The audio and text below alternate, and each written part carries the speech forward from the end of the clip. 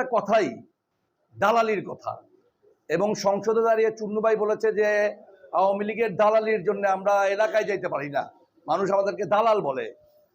আর আমাদের রুহুল আমিন হাওলাদার সাহেব বলেছেন যে এরপর আর জাতীয় পার্টি করে লাভ কি, লাস্ট নির্বাচনে আমি এরপর থেকে আওয়ামী লীগই করব, এবং শেখ হাসিনা ওনার নেত্রী, এইভাবে কথা বলেছেন।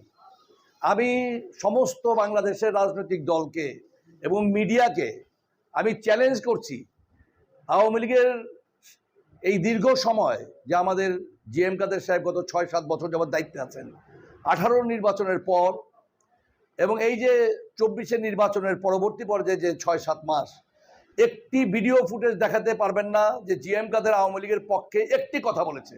আমি এটা সমস্ত রাজনৈতিক দলকে চ্যালেঞ্জ করছি, তার কারণ উনি কখনোই আওয়ামী লীগের পক্ষে কখনোই কোনো কথা বলেননি। উনি যখন বিরোধী দলের উপনেতা তখন দীর্ঘ একটা বক্তৃতা ছিল ওনার 1 ঘন্টার মতো, সেই বক্তব্যে আওয়ামী লীগ কীভাবে দেশ চালালে দেশ রক্ষা পাবে একটা বিস্তারিত বিবরণ দিয়েছেন।